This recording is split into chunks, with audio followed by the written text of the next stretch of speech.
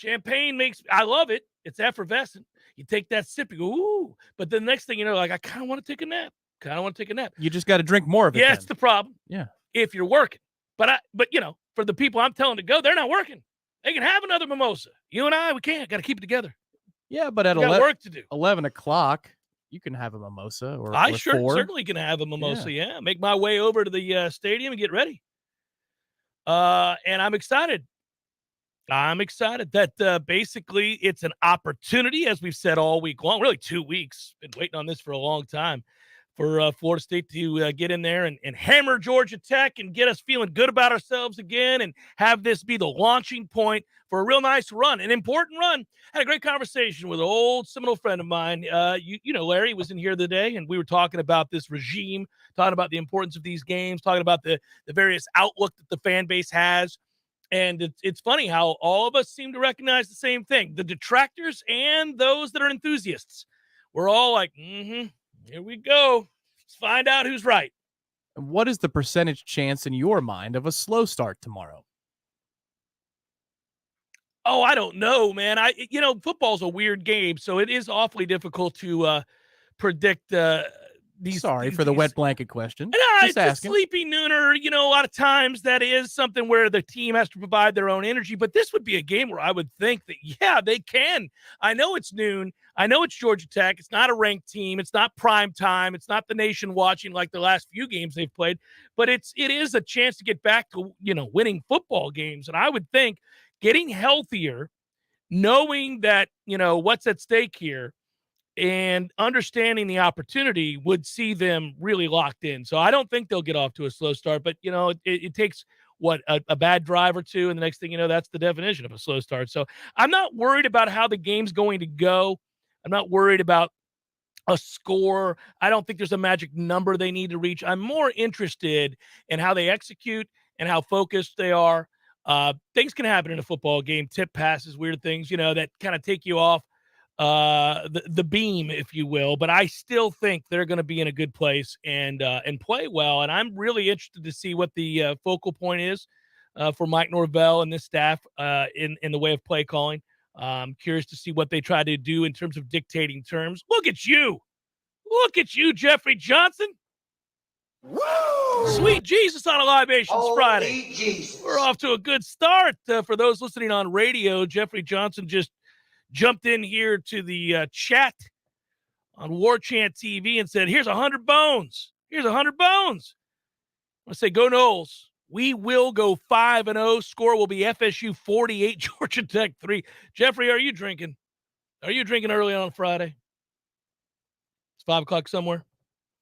Do you think we'll see a 0 on the field? Yeah, I do. I think Fabian's going to play, but it doesn't really matter what I think. I think he's probably moving in that direction. I don't know how much he's going to play is the better question. I think he's capable of playing. It's a question of whether or not they want to do it. Yeah. I think you've got to. This is the same conversation we had earlier in the week about Jared Verse.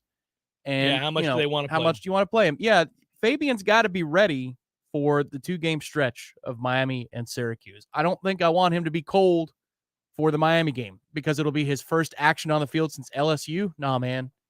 No, if you can go tomorrow, get out there and play. Go out there and play. Hey, listen, this is one of those things that we do as fans. I addressed this earlier in the week, and the bottom line is this. If a player has been cleared medically by a doctor to play football and there is no chance that they can further aggravate the injury and they're back at something pretty close to full strength, and they're able to practice during the week, they go play. So it's not a case of whether or not they want to. Like, if he can play and he has practiced, the scenario I gave about a coach deciding, well, I don't know whether I should play him here or save the bullets for the other 4 games that are going to be more difficult. No, man, he's playing. If he can play, he's going to play. Yeah, and that would be the thing. Is like if he practiced, yes, we know that, he was a participant. Right, this week. Did anything arise after full contact for the first time in a while? Did anything arise where they say, let's back off? If that's the case, then sure, don't play him. But if he feels good, the doctors are okay with it, and he came out of it's almost like hardening the body again, right? They talk about that in camp. If he came out okay from all that stuff, that's the whole thing, right? Full steam ahead. Let's get you some work in there, because it is funny how that works, man. It's we use the analogy with boxing all the time. It's funny how, like, human beings out on the street, you let a guy punch somebody in the face, they're going down. Guy that's been training to fight for weeks on end can get punched in the face, and it's just a means to an end. He's walking in. So you got to harden the body. You do. You got to get it used to it, and it's tough in the trenches. So let him get beat up a little bit at practice this week, and if he withstood that well, there are no real lingering issues, then he's going to play, and I'm excited about it. I went to the exhibition game last night. We got plenty of time to talk FSU football, and we will today. What a horrific outing for the basketball team in the exhibition game. Doesn't mean it portends of anything bad or good, for that matter. I think there's some observations that I can make here, and some of them are very good in the wake of an ugly game. They didn't play everybody. They didn't have all their guys, so there's that. They're slow in the backcourt. They're slow. That's going to have to be better. But Worley didn't play, so I don't know. There's a lot that we still have to wait to see. First, I would tell you first the good, which to me is Baba. I mean, you're going to love watching that. You are going to love watching that kid play. He's more athletic than I would have guessed. A lot of times I'm guilty when you tell me somebody's 6'10", 6'11", nearly 7 feet tall, of assuming a level of clunkiness, because human beings don't usually move rather smoothly if they're huge. If they're giant individuals. It's hard for guys to kind of come in. So rare are the Shaqs of the world that look comfortable in a body that big. So I immediately typically think, well, we'll see. What is he? Oh, no. He's more athletic. They had him guarding at times up there. Florida State loves to switch on everybody. He stayed in front of guards without a problem, even created issues. I was surprised by that. So you have some potential hope that we can switch 1 through 5 with this year's roster? I do. Well, at least certainly with him. Against that squad or against actual real quickness? No. All right. He's player. He can shoot it better than I thought he would. His stroke from 3 was surprisingly nice. And then he is long and he is active. He cares. He really cares on the defensive end, which is something you always look for with newcomers. So I loved him. I loved his game last night. Look, they're going to play better teams, but he's going to be a key piece. Well, look at it this way. So, we were so sad when what's-his-face declared and decided to leave. Yeah, John Butler. Yeah. And what a shooter I thought he was going to be in time. That stroke was so pretty. I thought, okay, well, you lose him. He was a project. It was going to take a little while, but he was going to get somewhere. Well, this guy's already there. He's faster along those lines. He's an improvement. We're better there. And he's a different type of player, too. He can bang with you, too, unlike that's important. Yeah. So that was nice. The Green kid that came over from UCF, Darren Green Jr., good, silky shooter, can really shoot it. Hit his first 2 threes, those first 2 baskets of the game, just poof, no problem. It looks effortless from him. The bad, holy moly, Matthew Cleveland. Terrible. He looked like he had regressed he was a shell of himself. Now, I don't know if he's getting through something, because I don't think he played in the exhibition games against the Canadian teams. In fact, I'm pretty sure he did not. So if there's a lingering thing with the foot or something, I don't know. I'm guessing here, but there was no explosiveness whatsoever. So first of all, we heard that he spent the entire offseason shooting, right? Because he couldn't shoot last year. He did everything else well. He was athletic and explosive, but he couldn't shoot. Couldn't shoot a lick, right? So I was told all offseason he was in the gym, which is good. He's a tireless worker, shooting. He was 0 for 9.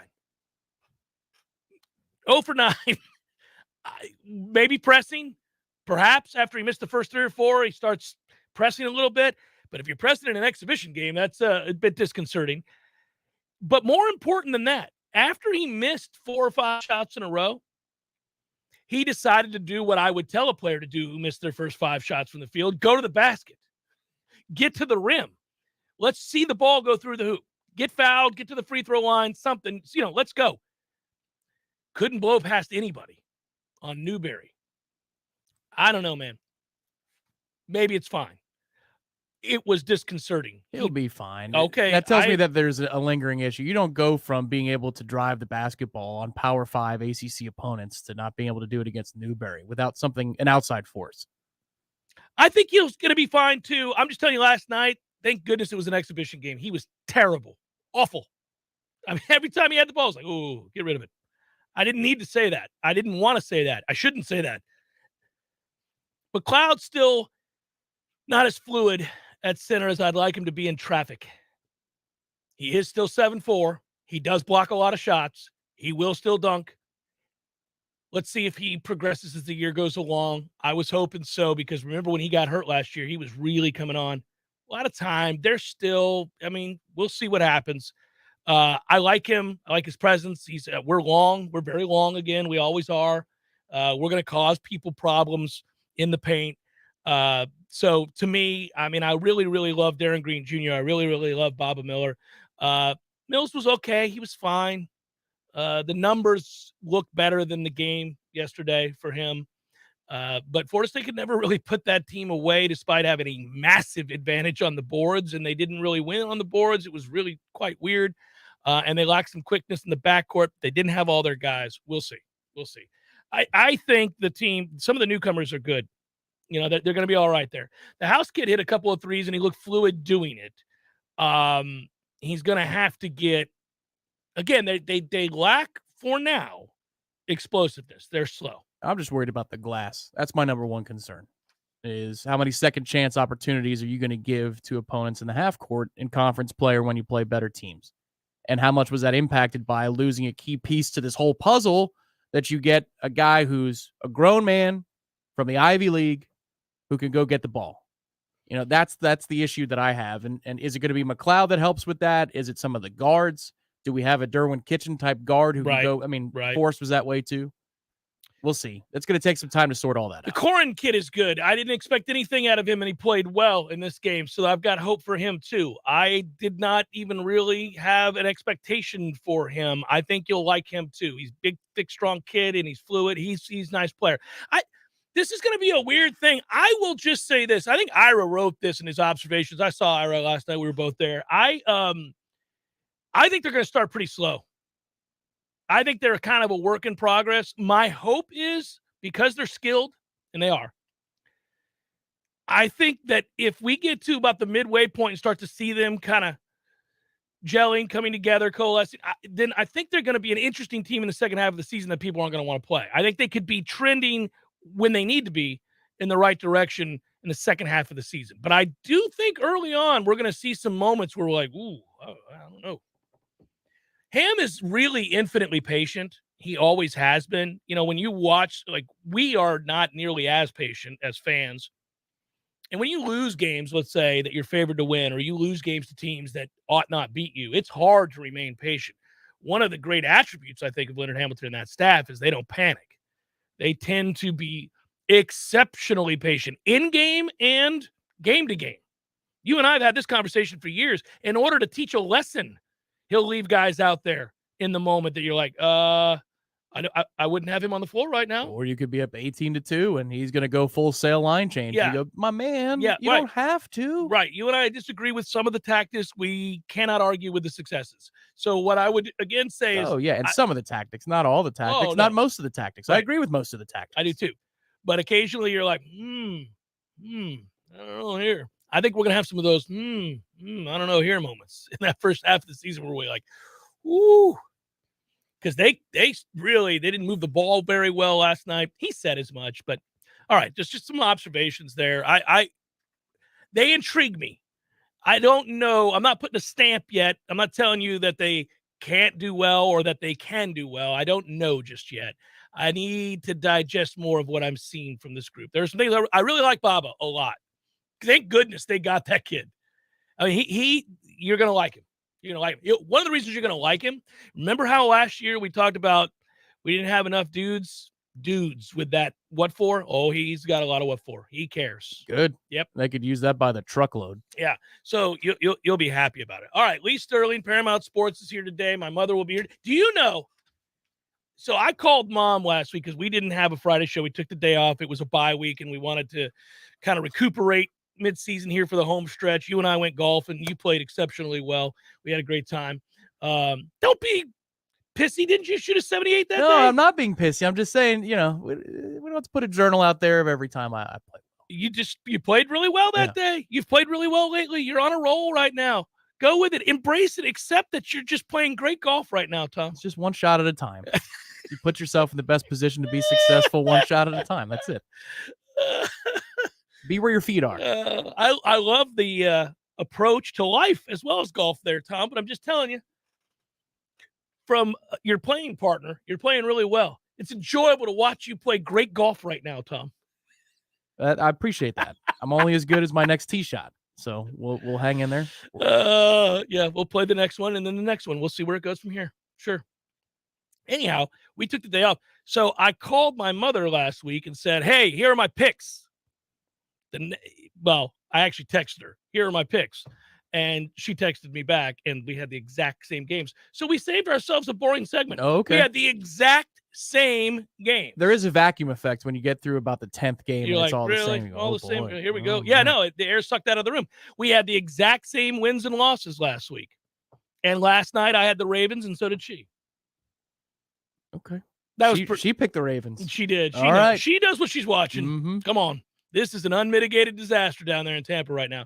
And I get that all of the other shows, all radio shows, TV shows centered around NFL coverage, they got to have something that expands beyond one segment of stating the very obvious problem. They got to turn it into a million other things. And you saw today, the news came down that the rumored problems behind the scenes became official. Brady and his wife, Giselle, have filed for divorce, and that is now public. That is no longer speculation. It is happening. That is it. That's the end of their marriage. They're getting a divorce, which may be helpful to Tom at this point. I don't know. Now that it's out there, there's nothing to save. It's over. We'll see.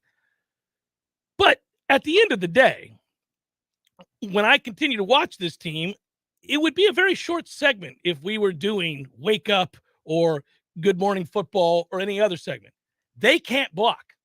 That offensive line is horrible. They're last in the league in rushing. They didn't get any better last night. They ran for 40-whatever yards in the game. Brady's not playing well, but we would be fine if there was any balance at all. There is zero. They can't block. When you continue to be last in the league in rushing and all those other metrics in the rushing game, then everybody knows you have to throw, and they can't protect him when he has to throw 40 or 50 times. He's not as accurate as he's typically been. The offensive line, when you lose a Pro Bowl center and a Pro Bowl right guard, and then you bring in a guy and he gets injured the first week of, preseason, when you're down 4 of your starting 5 offensive linemen, you're not going to win games, and they can't overcome it. They look dreadful, and that's not going to get any better. It is turned into a nightmare. Now, they're lucky, the Bucs are, that they're in the worst division in football. Yeah, it's the race to 8. I mean, really, you can have a sub-500 record and maybe win the division. Mm-hmm. So if you get some guys back, if Jensen comes back, which their rumors are that he will, so you get a Pro Bowl center back. Yeah, you improve at 2 positions at that point. Oh, my God, immensely. And then maybe you got a fighting shot to win 8 games. Well, you get your whole secondary back. You get Akeem Hicks back to play next to Vita. I mean, yeah, there's a path. All of a sudden, there's a path to you being a team with a barely 500 or sub-500 record that maybe is a problem if you have to face them in the playoffs, if they get there. But that's their only path. Because right now, watching them is just, oof. Oh, I did. I watched a half. I'm glad it's Friday and not yesterday. It's fine. You know what, Hey, though? you don't have to worry about them this weekend. It's all worth it, though. It is. It's all worth it. Won the Super Bowl. Won the Super Bowl. Won the Super Bowl. I don't get mad about it. I tell my fellow Bucs fans that are all up in arms, and I hear all these people prattling on. They're like, oh, well, this is an embarrassment for Tampa. Oh, an embarrassment 2 years removed from having won the Super Bowl. Is it really that Not embarrassing? An embarrassment. All dynasties, all dominating teams have their little run, then it goes away. The Rams suck. The Packers suck. We joined them. We won a Super Bowl, so did the Rams. The Packers didn't. Only 2 in 30 years with Brett Favre and Aaron Rodgers. That's kind of ridiculous. That's also more embarrassing. It's pathetic. Jeff Cameron Show 93.3 Real Talk Radio, Warchant TV.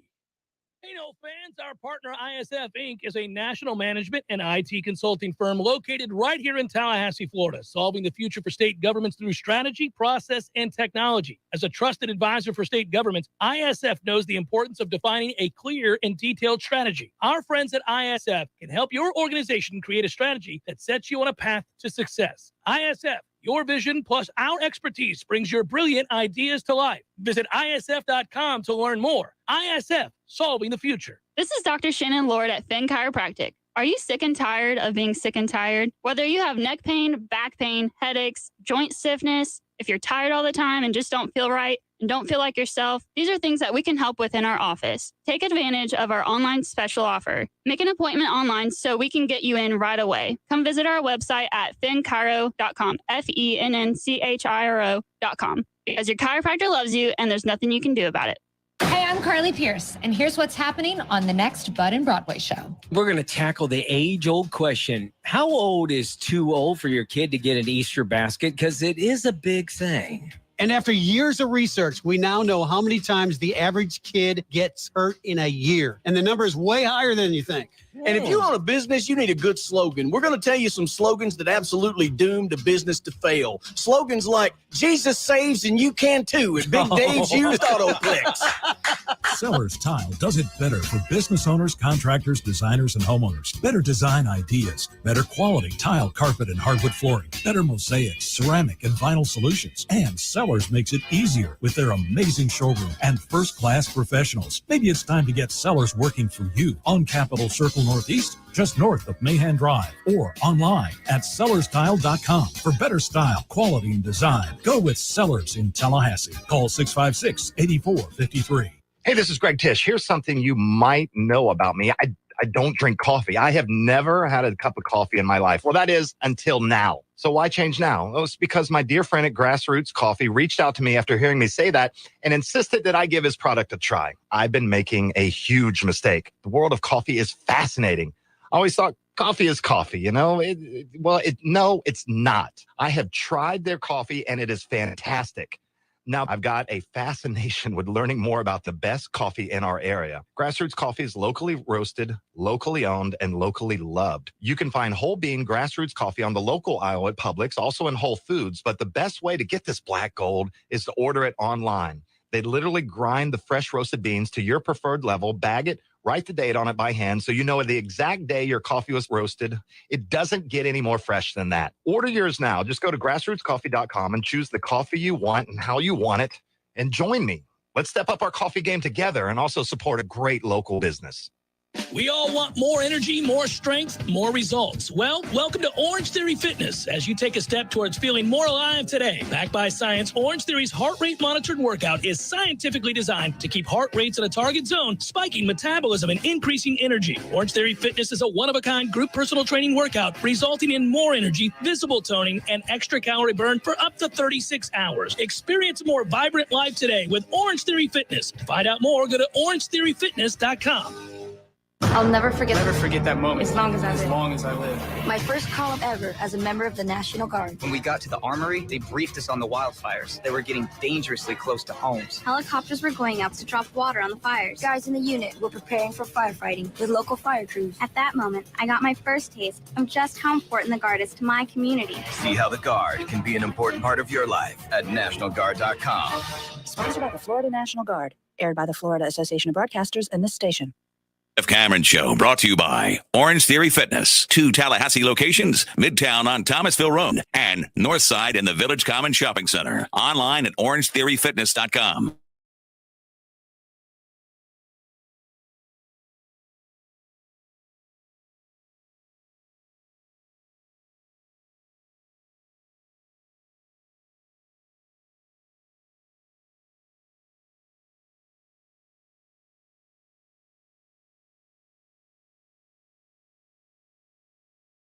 We'll bring him in. Good week for Lee last week on these public free games, 4-1. These aren't always his card. He does these for the show. He has a bigger card than that in games that he's actually playing or not. But nonetheless, it was 4-1 a week ago. And I'm very, very curious to hear what he has to say about the situation at Miami, given the fact that soon enough, we will be reacquainted with an opportunity to hopefully further expose a defense that's struggling to get stops and an offense that's lacking weapons. That would be a good thing.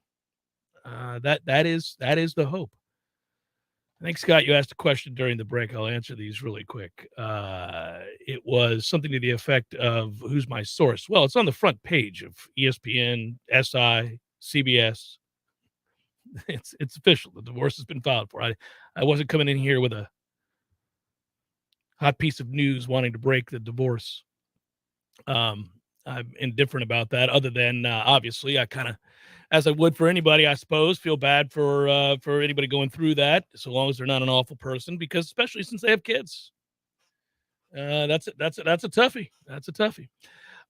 Lee Sterling, Paramount Sports, is here. Let's talk to him. What's up, Lee? You there, brother? Barely. What's happening, man?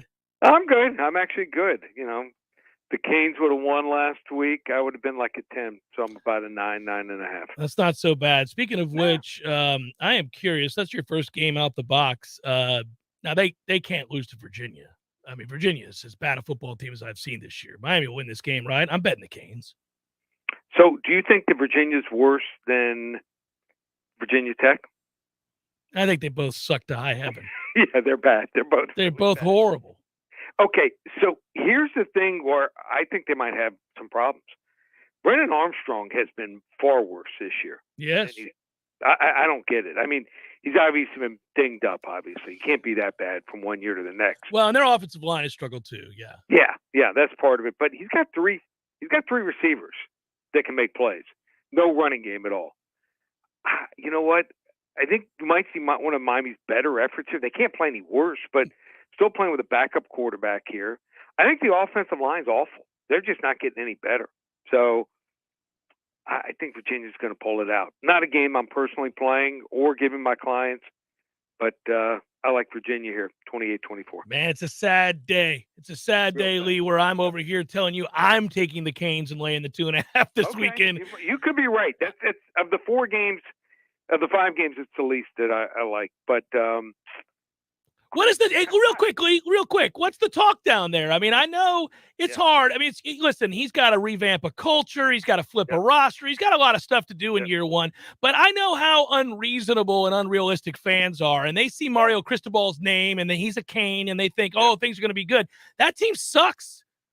They're terrible. I mean, the thing about it is, I think we've seen so many coaches in the first year do well with nothing special rosters. Okay, let's look at Duke last year. 3-9. They're 5-3. Mm-hmm. LSU 6-7 last year. Everyone was like, after the first game, I thought LSU looked awful. Mm-hmm. They're 6-2. If you watched their game last week, I did. Would you say they beat 90% of the teams out there where they played last week? Yeah, here's the thing, though. I don't think that LSU – first of all, I think they'll lose to Alabama. That'll be a third loss. They have 2 others down the line. They're going to finish with 5 losses. I don't – this is what happens, Lee. You're right. You're addressing the thing that happens with fans. Last year, everybody thought Mel Tucker was a genius. Yeah, well, Michigan State sucks. Right. So, I mean, it's not fair to do that, you know? Yeah, it can happen. You know, you just get on a roll. I mean, obviously, they missed Kenneth Walker III a lot. Yeah. There's not much talent on that roster. How about TCU? TCU was 5-7 last year. Yeah, no, he's doing a good job. That's pretty much the same roster. Am I correct? Yeah, what happens, though, to me is you can see guys come into programs and have some success quickly. Other guys struggle, and it takes a little longer. But it's not necessarily something that portends of great success in year 3. I agree. I agree with that. So I'd rather hit rock bottom and then slowly come back up. I mean, how he got that kid to commit yesterday, I don't think anyone – I saw he was going to commit. I saw like a notice and then forgot about it, and I get my car to drive home, and I see it committed to Miami. I almost hit like 2 parked cars. I was shocked. The key now will be keeping the commitment. We'll see. No, I know that, but I'm saying it would be their highest commitment since 2009, and they're playing their worst ball. So everyone had him as like 99% for Florida or 100%. Yeah. And maybe a few people thought Alabama. No one thought Miami was even in the running. Well, you stole him from UF, and that's good. Right. I suppose. Now what he needs to do is decommit and go to Cincinnati or something like that. That'd be great. All right, let's go through these, buddy. Yep. Tennessee minus. I think this is a good game. Tennessee minus 12.5 against Kentucky. I like watching Kentucky play football. Lee, talk to me about this game. This is where Kentucky plays their best ball. Yeah, they can control the clock. Last year, they controlled the clock 46 of the 60 minutes in the game. Mm-hmm. So that's going to be their MO here. And they just got to stay away from turnovers. They have 12 lost turnovers this year, number 95 in the country. But now Tennessee's got the target on their back. I don't think Tennessee's defense is even close to championship level here to the wire. Tennessee wins 38-35, but Kentucky covers. It's a great game. It's a fun game to watch. All right, usually this would be a good game to watch. It's a robust 22.5 for Georgia to Florida. Is that number too big for a rivalry like this? Okay, so what did you make the number? I'll tell you what I made it. I didn't actually make the number, and I typically do. You're right. I sit around and think about these things. I think I would have gone 17.5. Okay, I would have gone 16.5 or 17. Okay, we're close. Same ballpark. Yeah. When you play teams ranked in the top 5, you generally have to bet and pay a premium for betting on them. And let's look at Anthony Richardson. Hadn't been great. 7 touchdown passes this year. That's it. But even that fact, they scored 29 on Utah, 33 on Tennessee, and 35 on LSU. For Georgia to cover a 22.5 point spread, they probably have to score 45, 50 points. It's tough and not likely. I think that it can happen. They got to get 2 or 3 turnovers. Stetson Bennett's got to be on fire. He's got to play better, yeah. Fire twice maybe this year. So 2 out of 7 games, that's not likely. The Georgia defense, 7 sacks, that's it in 7 games here. Florida pass defense is pretty good. 6 interceptions this year, giving up only 8 touchdown passes. I think Georgia wins 35-25, but I think they're going to get Florida's best shot. Florida's lost by 10, 5, and 10 to Kentucky, Tennessee, and LSU, and did not play well in any of those 3 games. I think they come to play. I picked Florida as well. FSU is a huge favorite against a bad Georgia Tech team who's had a problem at quarterback with an injury. Yep. I don't know that I want to give 24. You could shop around, maybe get less on that number. What do you see this game being? So you're hearing that Sims is not going to play, correct? I'm hinting at Sims not going to play, yeah. So that's what sometimes you can just look at a line. And you can say. Line, and I'm like, okay, he's not playing. If he plays, they make the line like 18. Yeah, maybe even less, yeah. Yeah, so they got no pressure last week, Georgia Tech, on Brennan Armstrong. And if they're able to protect the quarterback, Florida State, I think they have a big game here. I like Florida State here, 34-10. Yeah, I picked Florida State to dominate this game as well. All right, so what preseason we would have thought would be a great game. Now I'm just kind of yawning. Buffalo giving 11 to the sorry-ass Packers. So if you grade all the players for Green Bay from last year to this year, over 80% of their players are grading out worse. And I'm not talking about the injured players. Mm-hmm. This is crazy. I still think that they're talented. Now, the receiving core is not good. But the key is run the ball on first down, get 4, 5, 6 yards. Stay away from 2nd and long and 3rd and long with Von Miller and Greg Rousseau. You get in those situations and you're in trouble. I think Aaron Rodgers is going to play one of his better games here. I think they'll be motivated. I think 11 is too much. Taking the double digits has been the way to go in the NFL this year. Buffalo wins 26-23, but Green Bay covers. Fun game. All right, game of the week, Dallas and Chicago. How can folks get it, Lee? Just call 800-400-9741. We'll give them the game for free. 800-400-9741. And my game of the year goes on Sunday. I'm going to text it to you right now. Yes. So you'll have it. Feel free to tweet it out. Right now on the year, got 2 big plays, 2 45-unit plays. You were 2-0 on those. Yep. So I feel the right game. I was watching games on Saturday, and I said to friends, if one team wins and one team loses and some things happen, I think it might work as a 40, 45-unit play, but even better. There were some things that happened. I think I found the right game. I think I found the right situation, matchup, and line. So I'm going to release the game. If you want to get it, just go to ParamountSports.com. I just texted you the game. Nice. Way you've got it. Get on it now. I want folks to know my phone's sitting right here. He's not lying. I got the game. I've got the game in my hand. And and I'll tweet it out afterwards. Play it now before the line Mm-hmm. maybe goes against us. So if you want to get involved, Baker's dozen, 13 games combined Saturday and Sunday. Boom. It's $147, and it will include the NFL Game of the Year. Also, if you just want Sunday's games, we have not had a losing Sunday. NFL is much tougher to win at. Brutal. Won all 7 Sundays. We've gone 5-0, 4-1, 3-2 every single Sunday. I don't have 5 games. I've got 6 games. Get the 6-pack, including the Game of the Year. Just $97. 2 different options. If you want to play college and pro or just the NFL, ParamountSports.com or call 800-400-9741. Be well, my friend. I'll talk to you soon. Sounds good. Take care. Take care. That's Lee Sterling, Paramount Sports. And, by the way, I thought that number, remember a rule we had? I'd have to go back and look at it the next 5 years. We had a rule where if a team was a double-digit underdog in the NFL, you just took blindly the double-digit underdog. And it removes emotion. Right. There was the one season where New England and Seattle would cover every single time. But other than that, it was a pretty good play.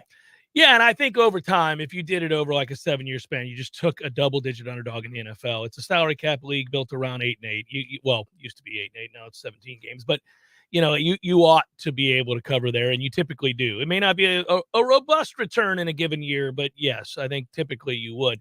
I'm interested I'm very interested in the play, so I'll talk to you about that momentarily, and we'll tweet it out before NFL Sunday happens. Chef Cameron Show 93.3 Real Talk Radio and Warchant TV.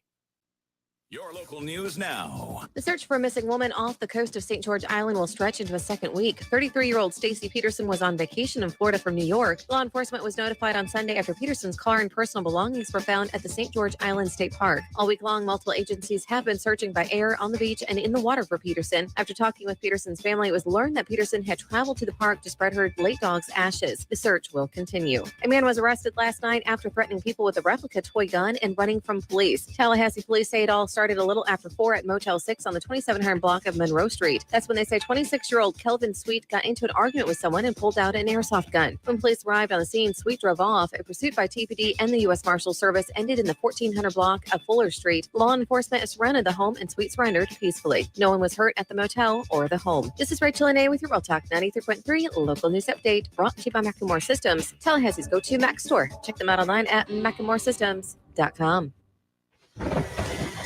This is meteorologist Paul Trombley with your Real Talk 93.3 weather update.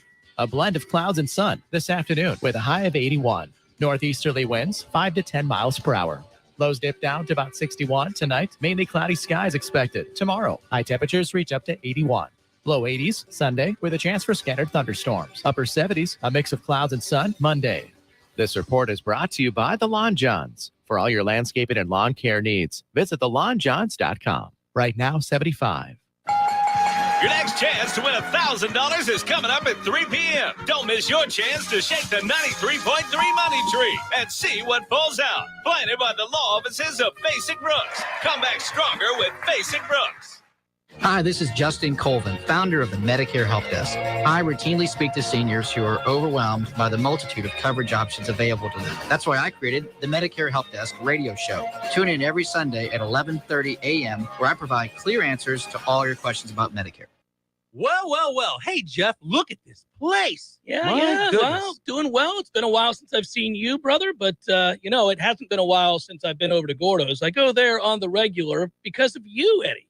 Well, we keep you regular. Well, that's true. But I think of Gordo's as a place to sit down, have a cold beer, talk to your friends, enjoy the sports, eat the delicious food. But I think of you as Uncle Eddie, a man who takes care of his people and takes care of the town. I appreciate that, Jeff. Hey, and we'll keep you regular. Gordo's, bringing the flavor and flair of Cuban food to Tallahassee since 1996.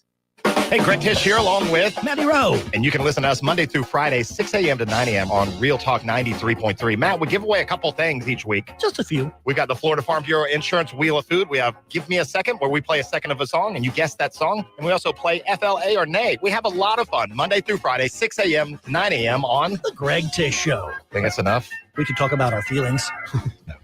There's a lot. The Greg Tish Show, Monday through Friday, 6 to 9 a.m. only on Real Talk 93.3. The Jeff Cameron Show is a production of the Warchant.com Multimedia Network. Check out warchant.com today for the latest news inside Florida State athletics. That's warchant.com. Now, back to Jeff on Real Talk 93.3.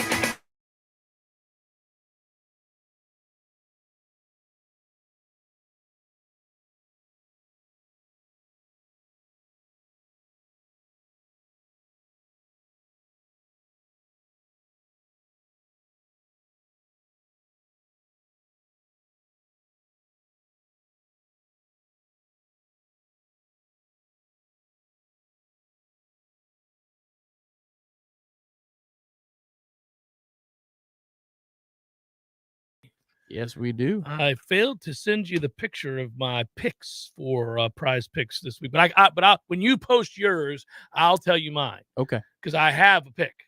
I did it just. You want to do that now? I mean, we have it. Well, prepared. let's do it right All now. right. Let's get this out. So there. much wagering. All of the wagers. Well, it's Friday.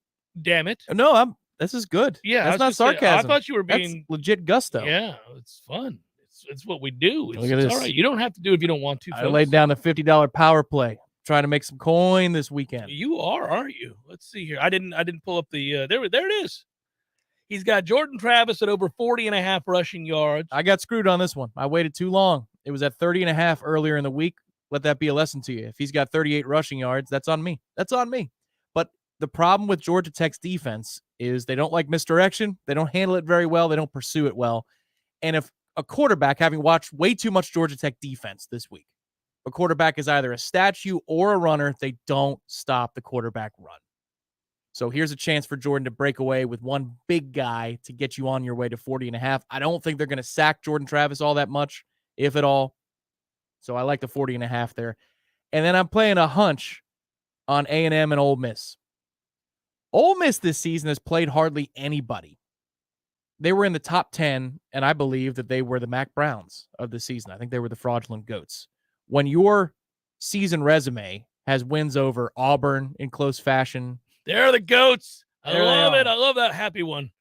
Just kicking out his legs, and that guy is on the wrong end of it. We saw Levis blow it against Ole Miss at Indigo a few weeks back. 3 fumbles inside the 20 in the last 3 possessions. That was bizarre. They played Troy, Central Arkansas, Georgia Tech, Tulsa, Vandy, Auburn, and then they got housed by LSU. The only team outside of Kentucky that has a pulse.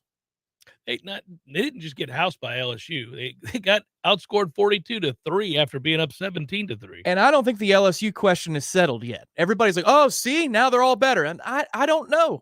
What is beating Ole Miss? Is it really something of repute? I'm not sure. All I'll say is it's better to do it this way. It's better to admit that Brian Kelly's done a good job of keeping those guys together until they can figure out how to utilize Jaden Daniels' incomplete skill set.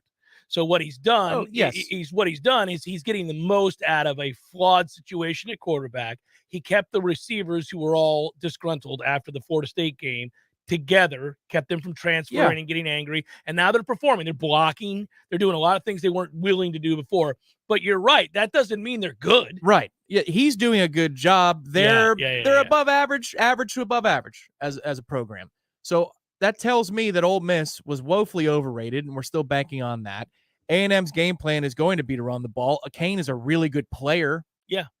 And Ole Miss doesn't possess the ball for very much time in general. They're bottom, I think, 10 in the country in time of possession. So I'm surprised by that for as much as they want to run. Yes. It is kind of odd. I will tell you, Anthony Richardson over 35.5 yards rushing against Georgia. I took that, and I took Quentin Johnson. I really love the TCU receiver. He's a great player. Every week he's putting up numbers, over 85 yards. I married those two. So Anthony Richardson over 35.5 and Quentin Johnson over 85.5 is what I went with there. We'll see.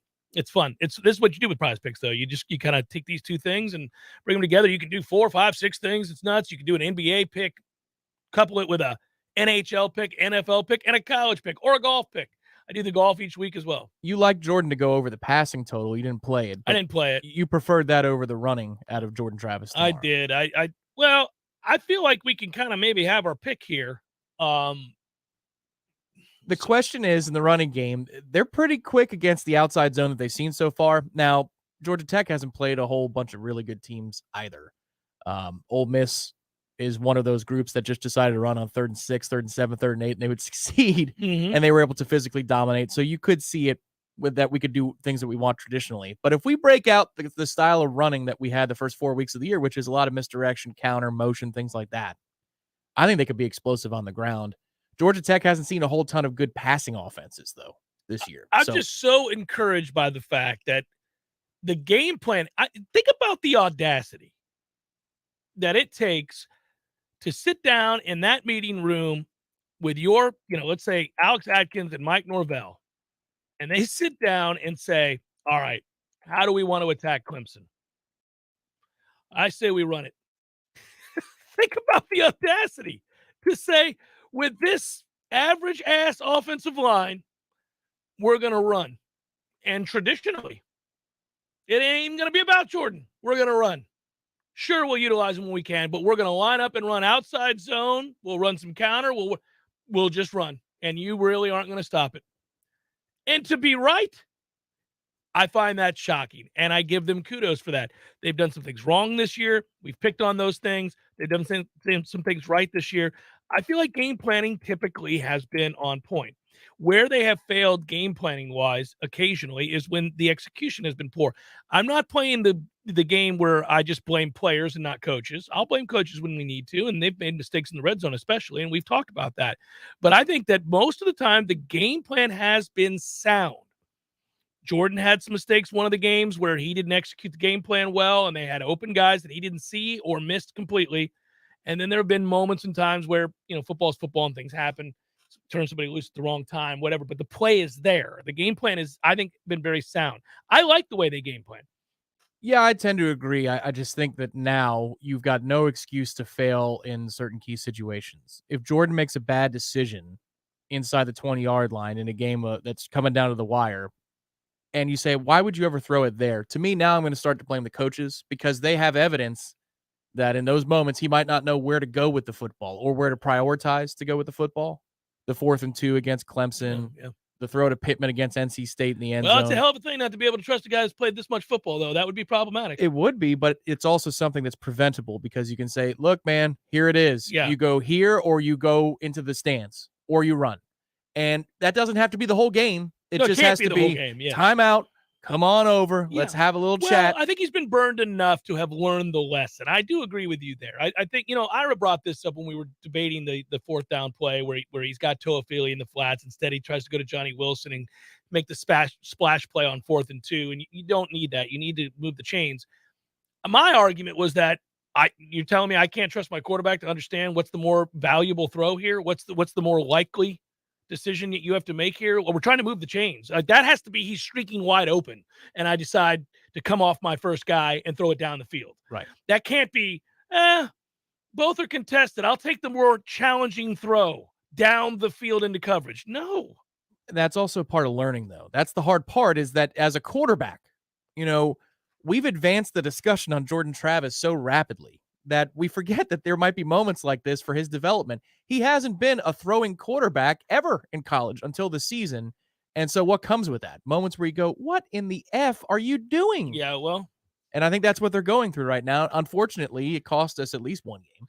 But we'll see if it gets better the next 5. Yeah, they've had 2 weeks, so I got to imagine the decisions will be pretty damn good here, and the game plan will be sound, and I like Florida State here. You're right. The first real test we'll get probably on the road against Syracuse with these decisions that he's going to have to make in a tough environment. We'll see.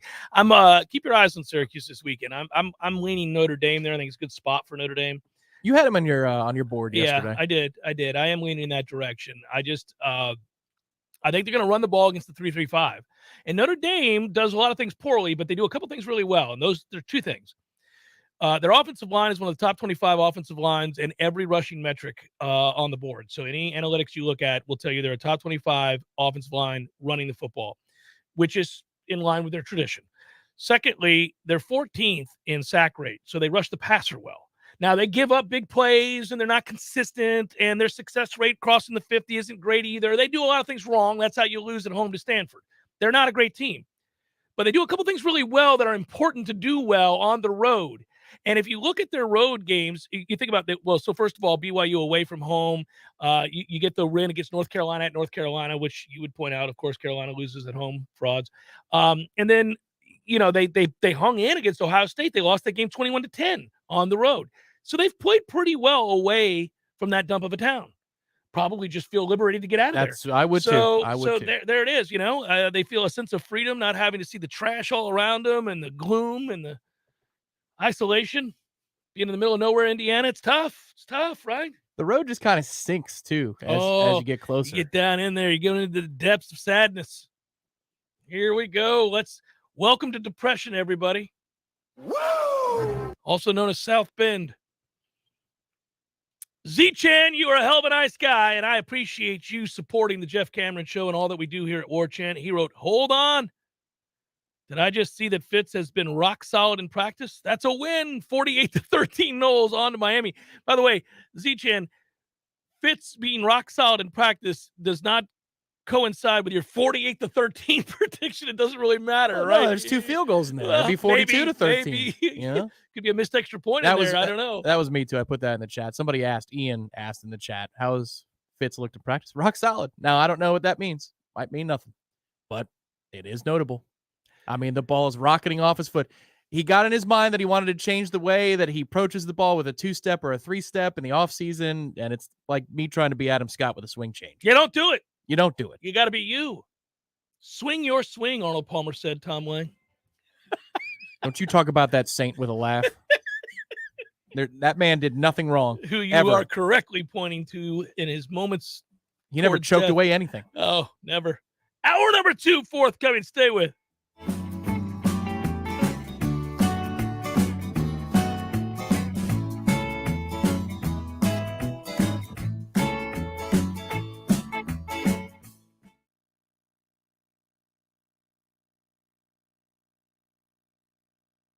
Your mind stops racing and you fall into a profound state of pure relaxation. This is available to you right now at Tallulah Delta 8 Plus Floating in Railroad Square for just $50. These state-of-the-art floating pods are unlike anything else you've ever experienced, and while you're there, you can shop for some of the latest and greatest CBD and Delta 8 products on the market. Natural pain management, stress relief, and better sleep are all at your fingertips at Tallulah. Tell them Jeff Cameron sent you, and thank me later.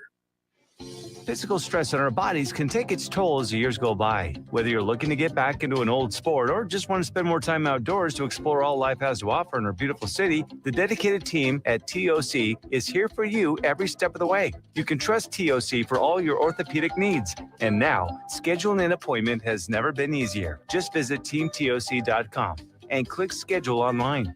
That's teamtoc.com. T-Spark Enterprises, roofing and construction services. T-Spark, T-SparkConstruction.com. We conquer all peaks, we fix those darn leaks.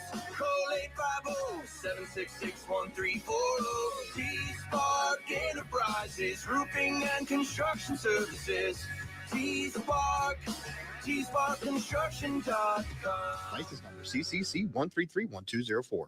Are you prepared for more severe food shortages? It's likely that over the next year, serious food shortages will plague us. American farmers are dealing with insane diesel fuel prices and fertilizer shortages, which will lower crop yields. And that means your family's favorite foods will soon be in short supply while fetching sky-high prices. Inflation is the new normal, folks. It's time to act before things get even worse. Go to MyPatriotSupply.com without delay. You'll find ready-hour emergency food kits from My Patriot Supply that last up to 25 years in storage. Each kit provides over 2,000 calories a day to keep your energy up. Order your emergency food kits today by going to MyPatriotSupply.com. Your food ships fast and arrives in unmarked boxes. Listen, there are ways to beat food shortages. When you're ready for real preparedness, make sure to look for ready-hour foods from My Patriot Supply. Go to MyPatriotSupply.com right now. MyPatriotSupply.com. There's fun to be had every night at the Corner Pocket. Take home prizes on Trivia Tuesdays and Beer Bingo Thursdays.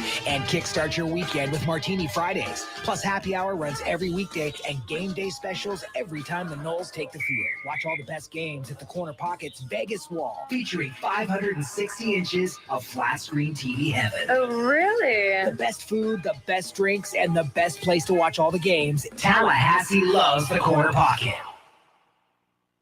Coming up next, more of the Jeff Cameron Show. Live and local on Real Talk 93.3. WVFT, Greta, Tallahassee.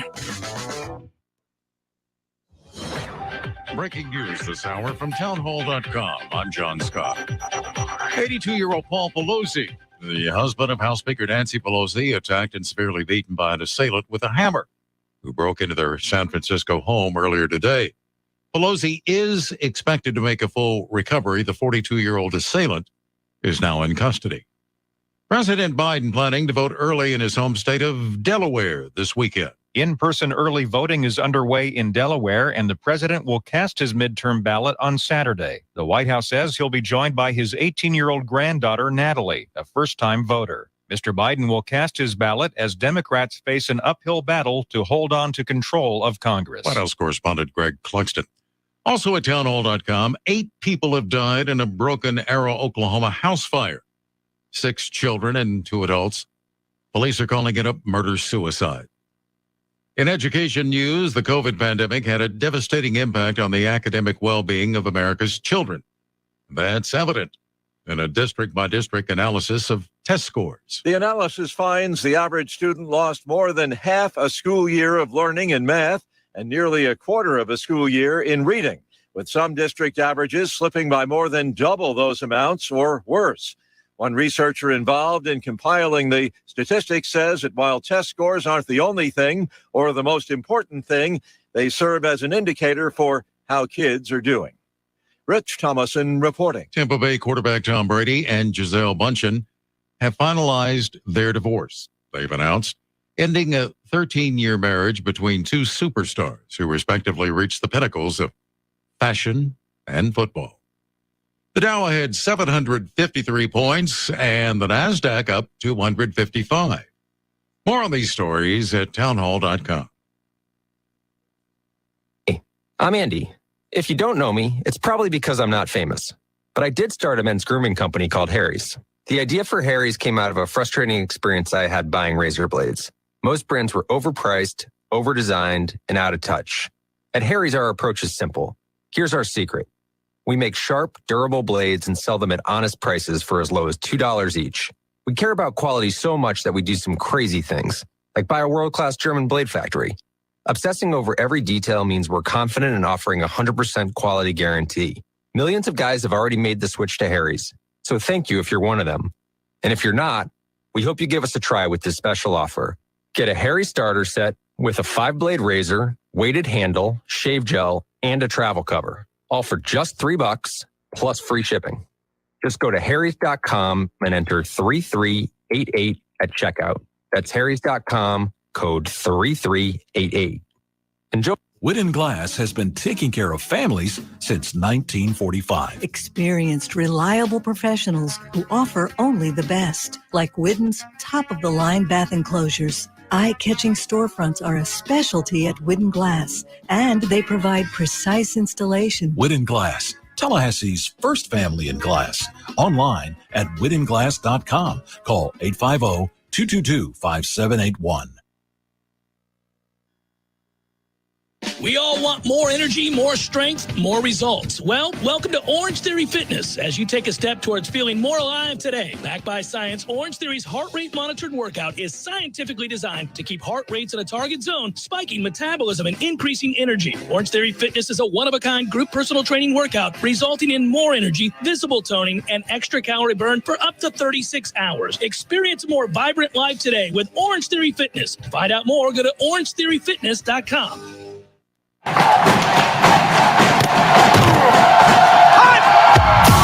Broadcasting live from Florida's capital city, this is the Jeff Cameron Show, brought to you by Orange Theory Fitness on Real Talk 93.3. Now, stop what you're doing and listen closely. It's time for the Jeff Cameron Show in 5, 4, 3, 2, 1.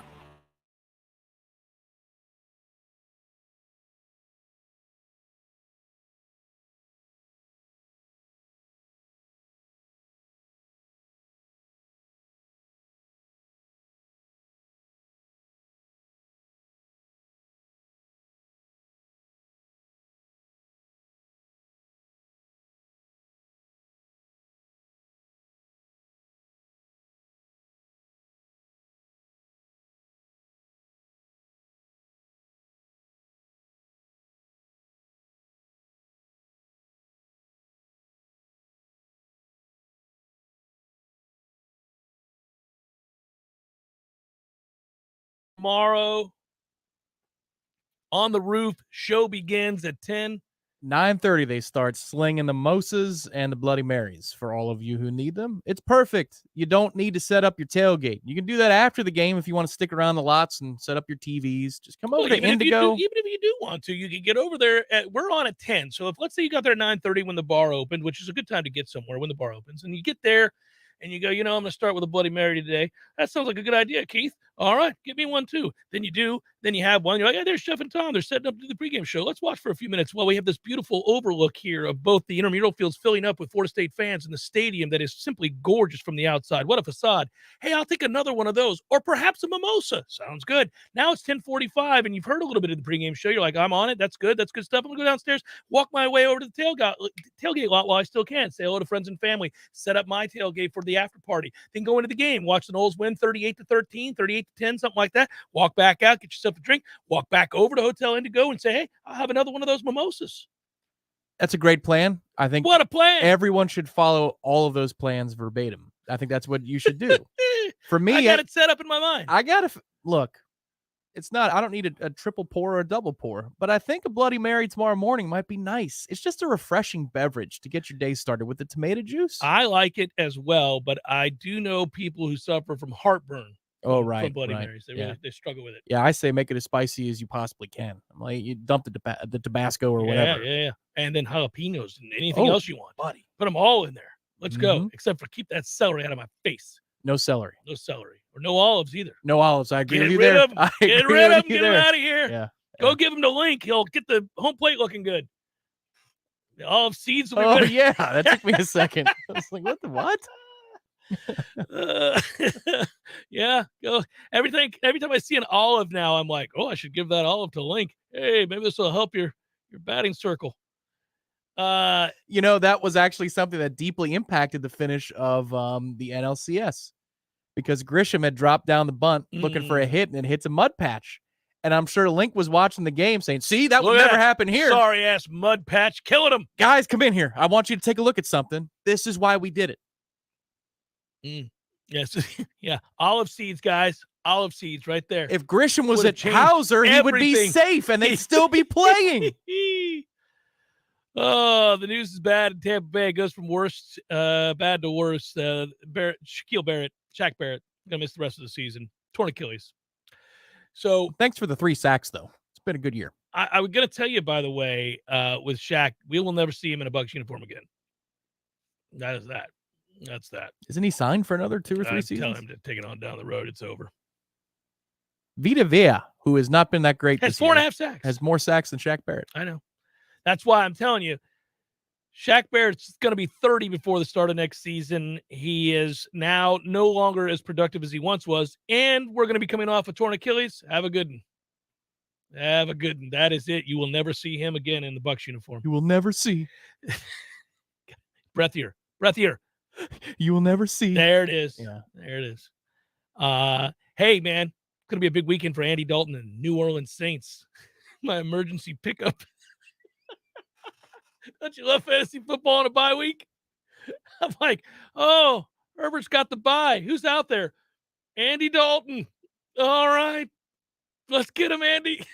Vegas defense is terrible. Let's throw it around the lot. Right. Olave. Let's have a flashback. Olave. Let's do this thing. Florida State is favored by a robust 23, 24, 20, whatever, depending on when you got in on the action. In fact, as we're sitting here today, let's find out exactly how much Florida State is favored by. I don't know if it's moved today. I didn't check it before I came in, but I do feel good. 23.5. Oh, that's better than 24. Yeah, I think this is something you hammer, and we've got a contribution that speaks to this point. So I'll hit the Ric Flair. Whoop. Oh, Rick was. Oh, yeah, he's rapping. Oh, all right. He is rapping. Whoop.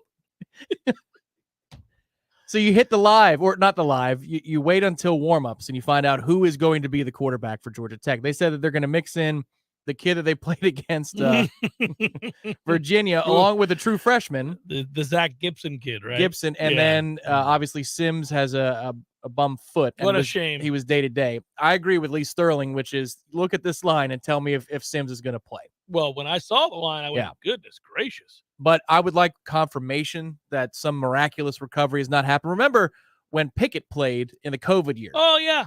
He went through warm-ups, and because he saw the tape, and he said, oh, no, I need to play this game. He said, I'm not missing this damn game. Yeah. So I would like confirmation around 11:30, 11:45, and it's at that point right that, I would probably play Florida State at 23.5 if I can still get it. Yeah, if you could have got it earlier in the week, you could have got it at 22. That's the time to play it. I don't know that Florida State should ever be laying 21, 22, 23 points unless they're playing like, Boston College, Duquesne or something like that. Boston College, yeah. This is like that. This is like that if they don't have a quarterback. Except, yes, it is kind of like that. But you're right to point out Georgia Tech's defense isn't dreadful.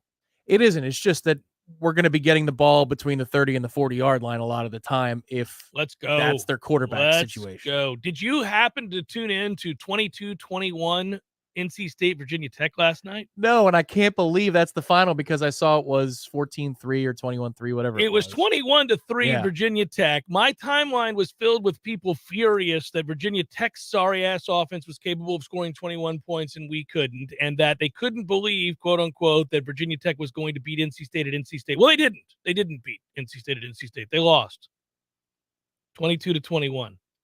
It's a toughie for Virginia Tech to be up 21-3 in the second half. Come on, man. Come on, man. All they do with Carter Finley is they rally in the second half. Yes. MJ Morris with 20 of 29, 265 yards and 3 touchdown passes. Not Jack Chambers. Isn't that the kid that came in against Chambers us? Was the one. Yeah, they saw enough. They saw enough of his sorry ass. They're like, oh, Jack's out here 6 of 13, averaging 2.4 yards per throw. That's impossible. Pew, pew, pew. Give me a walk-on. What are we doing? That's nuts. Anyhow, that's how that ended up going. By the way, MJ Morris for NC State, just if you wanted to know, they gave him the ball 13 times last night. He had 12 yards. Damn, man. We're averaging less than a yard per carry out here. All right. Kicking ass. Yeah. So that was that day. And yes, NC State rallied to beat Virginia Tech 22-21. NC State is interesting. They're 2-2 in conference, and they're 6-2 overall. And I don't think anybody right now thinks they're any good at all. Yeah, in hindsight, you're looking and saying, wow, Leary was kind of holding the offense together. We were all wondering what's wrong with Devin Leary. And it might just be that he was the thing that was the glue. Yeah. He wasn't the problem. I will say I can watch Drake Thomas play football every weekend.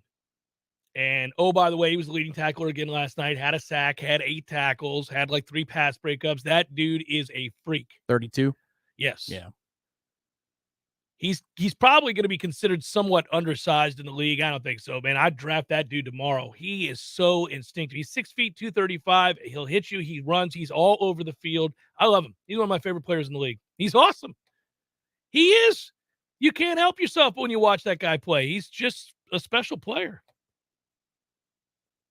Why are you laughing at that? I just love that 32 has stuck with you. Well, damn it. He was the only reason we lost. But it means that you looked it up because you were watching last night. You were watching us play basketball. So you went back and said to yourself, what did Drake Thomas do?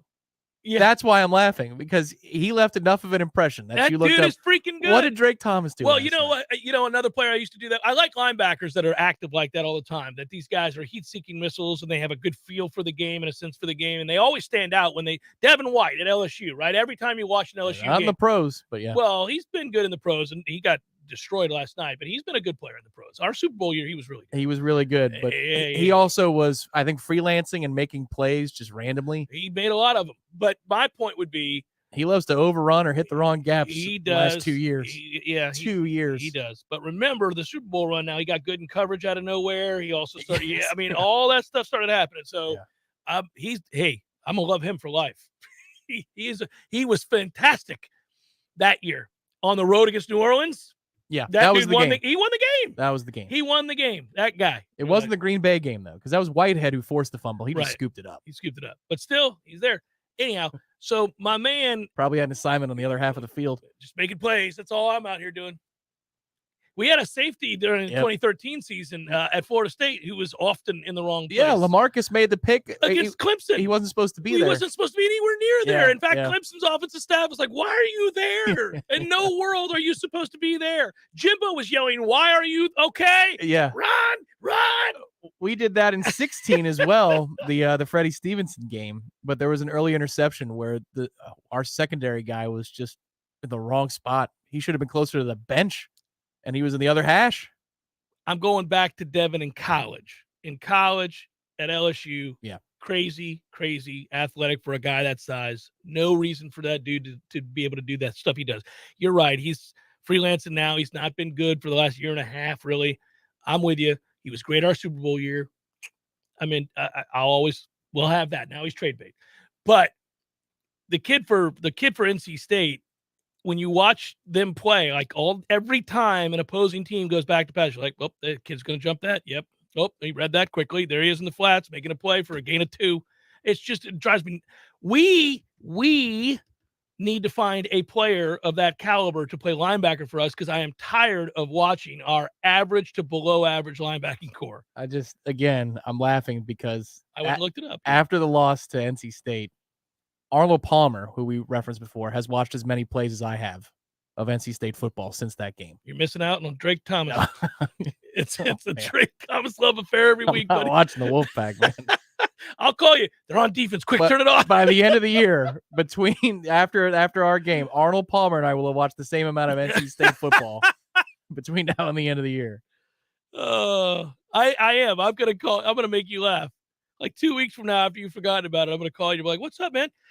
NC State's on defense. Quick, flip it over." It's 3rd and 11, 32 time. Kid's gonna make a play. He's gonna be in the right spot. I promise you that.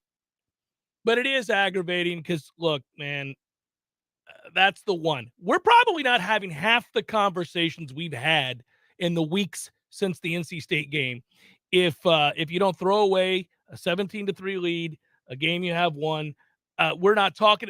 The 2 losses that we suffered, the Wake game and the Clemson game, yeah, it would frustrate you, but you'd be like, okay, well, listen, we're 5-2, no big deal. That game is the one that you're always going to come back to, and I hate that it's always NC State. Yeah, it always is. That building is a 10-year anniversary of blowing a similar lead. Correct. Similar situation. The hard part is, and this is not an accusation of Florida State not giving their best on every Saturday, because I think they do. Whatever that day is, that they don't go out there and not try. But if you close that game, the effort we would have put up against Clemson the following week would have been so much more inspired. The atmosphere, everything about that game would have been different. Mm-hmm. And we ran the ball on them after coming off of a crushing loss. What could we have done with the added adrenaline and inspiration of playing for one of the driver's seats in the ACC Atlantic race? That's something that I'm always going to ask. It's much like the 2020 Florida State basketball team. Now, this team wasn't going on to win a title. I'm just saying they could have won an Atlantic division, though. That's possible. Well, yeah, I think it is. It's, this year, I don't want to be thinking about regrets. And that's another thing these 5 games represent. It's a month of losing. Is the ability to not have to look back and regret. I mean, sure, individually in a vacuum, if you say, hey, look, let's just talk about the NC State game, we'll have a lot of things to point at and say, damn it. But the year will be thought of, again, even by the most cynical, jaded Florida State fan, or even guys that aren't believers in Mike. And I don't get mad. There are certain levels of irrationality that upset me when I hear it, and that's in any walk of life. I do not get mad at fans right now in the Florida State fan base that aren't sure about Mike. I'm not mad about that. I don't think that that's fair. I don't think it's crazy to have some second thoughts about Mike. The second half of NC State happened. Jacksonville State happened. You're allowed to ask. And even next year, you could say, so which one's going to be our NC State or Jacksonville State? Well, you could ask that next year. You don't want to live life like that. There's no reason to. I mean, what I'm saying is you can have question marks and they can be valid, and you can bring up certain, like, I think it's fair to say, is he ever going to recruit to the level we need him to recruit? Now, I think that's married to what happens these next 5 games. And I also believe, and at the end of the year, we'll talk about this. We'll do an end of the year summary. We'll talk a little bit about the good, the bad, the ugly. I'm of the mindset they're going to have to make some changes on the staff to get to where they want to go. And I've said that and hinted at that for a couple of years now. I'm not in love with everybody over there. I don't think it's constructive at this point, really, and I want to see how the rest of the year goes. I want to see what happens. Yeah, there's so much more football to There's still play, so much more football, right? And we can't – that's the other thing that happens. Everything is black and white, cut and dry, yay or nay, all the time in every level of debate about any subject anymore. It is always that. And it's not. Most of the time, these things are in the gray area. There's room for a larger discussion. And that larger discussion for this staff, in my opinions of it, will help be vetted over the course of the next 5 games. Yeah, I think Briley has it right in the chat when he says there's a difference between, quote, not sure about and, quote, positive Norvell isn't the guy. I mean, that there are two different conversations. And you hear from both of those camps over the bye week.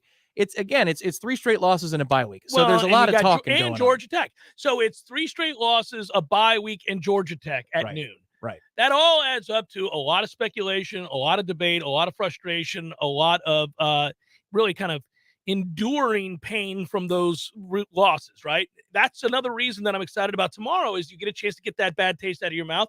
If you play well, I think you'll win comfortably, and then thus begins a different discussion. I don't think it was unproductive or it would be unproductive to speculate even next year in preseason. Let's say that this goes swimmingly and you go win at least 4 of these games and we're energized. Yeah, we'll be 8-4, go to a good bowl. Yeah, got a chance to recruit pretty well. Okay. To do W's and L's next year and say, all right, which one's going to be the Norvell special, and which we're. If somebody said that, you wouldn't be upset. No, and I might say that and say, look, we did it with Jimbo. Yeah. But, after Virginia homecoming, we said, oh my God, he does it every year. And then it was 12 against NC State. He did do it every year, but 2013. But he was 2 years into his tenure and we were already calling it that. So this is 2 years in a row where there are games where we go, how in the F did you lose that game? I mean, come on now.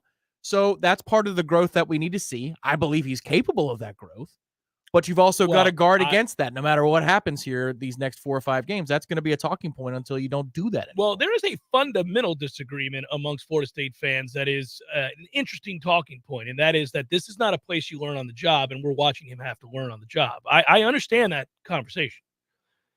I think we had fallen to a place where you have to allow for a player, a coach to learn on the job. Yeah. I think that's how far we fell. Absolutely. I think that was the sad reality of our situation is that you had fallen to a place where you have to allow for that. He is young. It continues. I have to continue, to remind myself that he is a very young coach, and it reveals itself in levels of maturity or lack thereof occasionally from an emotional standpoint. And then sometimes in game, you see it as well. And so, that's okay. I mean, you got to learn. You got to continue to show growth. You got to continue to mature. Yeah, frankly, how far we had fallen. I'm okay with a younger guy who grows along with the team. Sometimes in professional sports, if you've got a complete rebuild, are you going to bring in Belichick? You know what I mean? Like that's the guy who can take you from good to great. But do you want Bill to oversee a complete rebuild if you were starting Probably a franchise? Not. Right. You got to have somebody who can light a fire a little bit. Well, what happens when you introduce that line of thinking, which I hear you and I agree with you, is that then you're furthering the other discussion, which is he just the placeholder till the next guy comes in and takes over all the good things that he was able to revamp to get you to where you want to go? I hope we get to have that debate because that means that there's improvement. We're doing some success. Yeah, having some success. Yeah. Jeff Cameron, Show 93.3, Real Talk Radio, and Warchant TV. The cooler temperatures are finally here. Thank goodness. Summer is now in our rearview mirror. With the cooler temperatures, we're going to need some place to warm up. Hearth and Patio can help you with that, whether it's a fireplace, a fire pit, or even warming up while you're grilling for your family. Hearth and Patio can help you with all of these. Give them a call today, 850-727-4282. That's 850-727-4282, or visit them online at hearthpatiotallahassee.com. Hearth and Patio, they keep the home fires burning. And they keep us warm. So let's say you're considering buying a new home in the current climate. All heard that demand is high, inventory is low. So how do you get a leg up on the rest of the buyers all making offers on the same house as you? Oh, that's a toughie. But the first place I'd suggest you start is with a call to my friend Shannon at Legendary Home Loans. Shannon will set you up with a complete pre-approval underwriting. It used to be an upgrade, but nowadays it's got to be standard. You want to get your offer on a new home pushed to the front of the line, you need a TBD full underwriting approval from Legendary Home Loans. You'll shorten or even remove your financing contingency, and the sellers will know that your offer is real and ready to go. It's tough out there these days, folks, so why not have the advantage of a proven winning team in your huddle? Get pre-approval underwriting from my friend Shannon with the one and only Legendary Home Loans. Call now, 844-FSU-LOAN, 844-FSU-LOAN, or just visit FSUHomeLoans.com. FSUHomeLoans.com. Equal housing lender. NMLS number 2270146. Hey, I'm Carly Pierce, and here's what's happening on the next Bud and Broadway show. We're going to tackle the age-old question. How old is too old for your kid to get an Easter basket? Because it is a big thing. And after years of research, we now know how many times the average kid gets hurt in a year. And the number is way higher than you think. And if you own a business, you need a good slogan. We're going to tell you some slogans that absolutely doomed a business to fail. Slogans like, Jesus saves and you can too, at Big Dave's Used Autoplex. You were always more than my mom. You were my role model, my best friend, and biggest supporter. You filled my days with unconditional love. And you also prepared for the day when you couldn't be here. Because of the woman you were back then, I'm able to be the woman I am now. Your planning made this moment possible. Set your family up for life. Southern Farm Bureau Life Insurance. Your friends for life. This is Andy Cohen. When I was a law enforcement officer, I devoted my life to a career of service and protection. Who's protecting you? Give me a call. 850-671-FARM. That's 671-FARM. Helping you is what we do best. Southern Farm Bureau Life Insurance Company, Jackson, Mississippi. Not licensed to do business in all 50 states. We all want more energy, more strength, more results. Well, welcome to Orange Theory Fitness as you take a step towards feeling more alive today. Backed by science, Orange Theory's heart rate monitored workout is scientifically designed to keep heart rates in a target zone, spiking metabolism and increasing energy. Orange Theory Fitness is a one-of-a-kind group personal training workout resulting in more energy, visible toning, and extra calorie burn for up to 36 hours. Experience a more vibrant life today with Orange Theory Fitness. To find out more, go to OrangeTheoryFitness.com. Your next chance to win $1,000 is coming up at 3 p.m. Don't miss your chance to shake the 93.3 money tree and see what falls out. Planted by the law offices of Basic Brooks. Come back stronger with Basic Brooks. This is Brian Kilmeade, and I'm excited to be on the air in the capital city. Be sure to tune into my show. I'll be giving you all the latest news, information, and the truth you demand. The Brian Kilmeade Show is live from 9 till noon, right here on Real Talk 93.3. The Jeff Cameron Show is a production of the Warchant.com Multimedia Network. Check out Warchant.com today for the latest inside Florida State athletics. That's Warchant.com. Now, back to Jeff on Real Talk 93.3.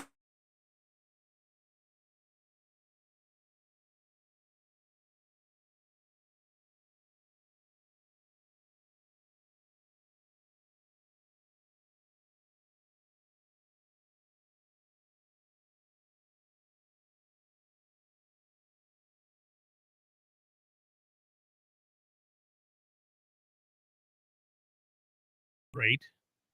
And B, it's time for Mama to make her way on in here. We had, as I said last hour, the exact same card last week. We both had Baltimore last night and ended up being victorious, unfortunately. Cue it up, Tommy.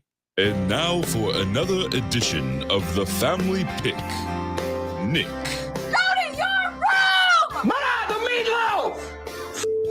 Take it away, Jeffrey. Yeah, so Ravens 27, Bucks 22. Hello, Mama. How the heck are you? Oh, Lordy, I'm all right. I'm just so frustrated with this year so far. I don't know. I just don't know. I think you do know is the problem. Yeah, I know. Well, yes, I really think, I mean, since they're not in a very good division, I think we still have a chance. But, I mean, even if we get to the playoffs, good Lord, unless we find a miraculous, line again and Tom can concentrate and some people can start catching balls and running and everything else, I don't think we would go very far. So. No, it's good to have realistic expectations. It's fair to note that they're a bunch of problems, but even if they fix some of them enough to win a bad division, as you say, they're not going to win the Super Bowl. They're not that team, and it's okay. That's the reality. We did win one just 2 years ago, and so that means the grand experiment was successful. Now you got to start looking about who you want to retain, who is of the young group that you think can help you win, say, 3 and 4 years from now, and who do you want to draft? I mean, this is it. It's over. This was always going to happen at some point. Tom can't play forever. Obviously, when you have a personal life situation like he's going through now with a divorce, that doesn't help. When your entire offensive line either decides to retire and or gets hurt, and you have to restructure it with a group of guys that aren't ready to play, well, you can't win. So it's just we don't have to look more than beyond that. That's just the stark set of circumstances that faces the Bucs. And now you just got to figure out who you want to go with in the draft and which of the young players you like. I know, I do think that I think they need to shake up the coaching staff. No, I mean, I really think that at least the offensive coordinator has got issues. Well, I do think Leftwich has been exposed, but again, the offensive line is awful, and there aren't many magical plays for you to call when you can't run at all, because the other team knows what's coming time and again. Now, he could be better. He is predictable. They run way too often on first down. Statistically speaking, that is true, and that is a fair criticism. I've never loved Leftwich, but I'm just saying that is also a fair comeback. If you do, you can say, well, right now he's dealing with a sieve of an offensive line. Yeah, I know. I'm really hoping Jensen's going to come back maybe after this break. I really am hoping that. I think that would help us a lot. I mean, it's not going to fix everything, but I mean, I think it would really help us, and I think it would give us a morale boost. Well, he's nasty, and he's tough, and he's a Pro Bowl center. So the answer is yes. It would be a nice infusion of life. Let's get to these games. Here's one that nobody wants to watch, and it will be played at 9:30 in the morning in London. Broncos, Jags. Oh, is that right? Okay, I didn't know that. I picked Jacksonville. These two teams are ass. This is tough. I know. There's a few of those this week. Oh boy, I'm going to take Denver against my better judgment. You may get me on this one, but I have no faith. There you go. Well, let's hope so. All right. Panthers at Falcons. Yeah, I guess I'm going to pick Atlanta. Me too. Bears are at the Cowboys. Cowboys. Dolphins are at the Lions. Yeah, I'm taking the Dolphins. Me too. Cardinals are at the Vikings. Yeah, I don't know about this game. I took Minnesota. Me too. The Raiders are at the Saints. Yeah, God, that's not a very good game either. I'm taking the Raiders. I'm taking the Saints. Oh. There you go. All right. We got one here. That's the second one. Here's an interesting one. Patriots at Jets. I'm taking the Jets. So the Jets have been my cause du jour, right? I've loved the Jets all year and picked them in many spots, including over, I think it was it New England earlier this year that I took the Jets, or was it Green Bay? It was also Green Bay that I took them. And now I'm going to take the Patriots. Oh. Oh, my Lord. All right, here we go. All right. Well, no, yeah, I'm kind of believing in the Jets a little bit. Yeah, you're coming around. I still like the Jets, even if they lose this weekend. Steelers at the Eagles. Oh, Steelers at the Eagles. Oh, the Eagles. Yeah, that just should take a millisecond. Titans at Texans. Yeah, Titans. Commanders at Colts. Oh. Ooh. I know. Ooh. That is a hard one. Ooh. That's not a watchable game. I took Washington. Look at you. You have a thing for Heineke. I do. I think he's good. I like him. Bless his heart. He tries so hard. Yes, I do. There's a lot of bless his heart in there. I don't know. I'm going to take the Colts. It's a coin flip game. I don't like it. It is a coin flip game. All right. 49ers at Rams. I'm taking the 49ers. Me too. Giants at Seahawks. Ooh. Oh, now, wait a minute. Who did you just say? The Giants, 6-1 New York Football Giants against the Seahawks. Yeah, and Seattle. I thought Seattle was going to do terrible, and then they kind of changed my mind a little bit. And I know the Giants they have to travel to Seattle, right? Mm-hmm. I'm taking the Giants. I'm taking Seattle. I knew you would. Yeah, we now have every game different. No, we both picked Atlanta. I know. I'm on the Geno Smith train. I think he's one of the best stories in the NFL this year. I think it's awesome, and it's also incredibly rare to see. So I hope he keeps it going. Packers at Bills. Packers. Oh, at Bills. Buffalo. Yes. Don't waste any time there. Yeah. No. And Bengals at Browns. Yeah, I'm going to take the Bengals. I think they're getting it back on track. Yeah, they just found out that Chase is out for 4 to 6 weeks. So that is a problem when your star wide receiver is not going to be playing for the better part of a month. I do think they're good enough, despite the fact that they're losing him, to go win this game. I, too, will take the Bengals. Okay. All right, so now – all right, no, wait a minute. I'm looking. Oh, we got a lot of them. Tom, are you going to flash them up on the screen? I know. All right, well, you've got Denver and I've got Jacksonville. Now, who did you take Minnesota in that Arizona game? I did. Okay, all right, that's what I thought. But you took the Raiders, I took the Saints. You took the Jets, I took the Patriots. Right. You took the Polygons, as they're calling it. I took the Colts. That's the Washington Commanders. You took the Giants, and I took the Seahawks. Okay. Oh, that's right. You did. Yeah. Okay. Yeah. All right. Oh, my gosh. Well, this is going to be interesting. Isn't that crazy? We go from 1 week, we had them all the same. I know. Now this week, we have several different. Yeah. You took the Jags, and I took the Broncos, and I also took the Saints, and you took the Raiders. So we have a ton different this week. It's important for you to have a lot different than me because you're down 8. You're getting crushed. You need this. I thought I was only down 6. I think it's 8, Mom. We'll double check it. That's Matthew's math. I don't question the director. Matthew's got it. He's been keeping the totals every week, and he knows we had the exact same card last week. It's 8, Mama. Is it? Oh, Lordy. Well, we do need we do definitely need to have several different, and I need to win them all. I keep kicking your ass. It really hasn't been competitive. We're going to need you to get it together. I know it. I do need to get it together. Well, some of these games, though, it's like it's a coin flip, and then I just haven't been lucky with the coin flip here. It's all luck. You're right. I'm just getting lucky on all these wins. Well, you have inside information. I don't really, not in the league, but I love you, Mom. Have a great weekend. I love you, too. You, too. I'll talk to you next week. All right. Bye-bye. Bye-bye. There it is. Okay, so is that game in Germany, not London? I said London. The Bucks game is in Germany next week, or 2 weeks from now when they play Seattle. This one's in London. You think they'll have a running game by the time they go to Germany? They might. I don't think they might. If Jensen comes back, they might. Well, if Jensen comes back, that could change a lot of things. And you said who would you stick around with or keep around? Well, Rashad White. I like him. Do you like him? I do. It's a good player. I don't dislike him. We should run him more than we run Fournette. They're starting to move in that direction. They are. So I also like the young tight end out of Notre Dame. Otten? Yeah. He can catch the ball a little bit more. But yes, he's open. He's getting open. He's also kind of a physical mismatch for some people. He's going to be all right. Yes, he needs to catch it a little bit more often.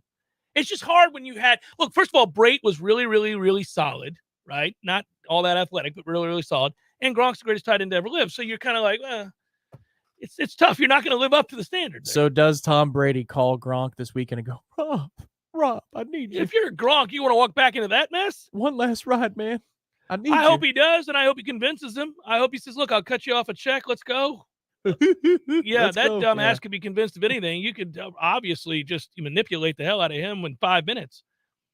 So, if Brady decides to play the Jedi mind trick on him and get him to come back, then that'd be great. But and it may very well happen. But you get Jensen back, you get Gronk back. If you get Jensen, Hicks, and the secondary back, how good Gronk is as a blocker. Yeah, so it's kind of like, well, okay. Yeah, call the Glazers. Can you give him a stake in the team? Because we certainly can't fit that under the salary cap. Can we quietly make a deal? But it's just, this is the funny thing about fandom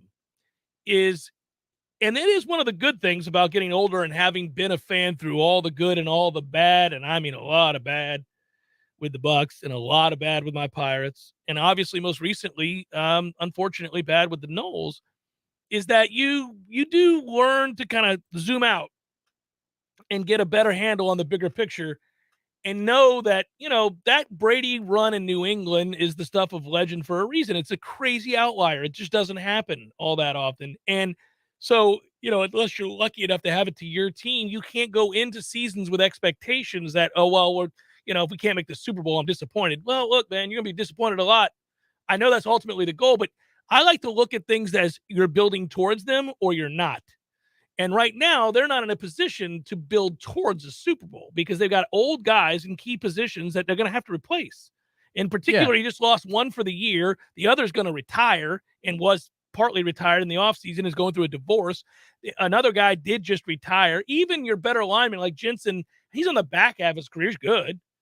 Yeah, which makes the question the interesting one to me. Do you keep Jason Light? Because I think you do. He's a pretty good drafter. He's done a good job in the draft.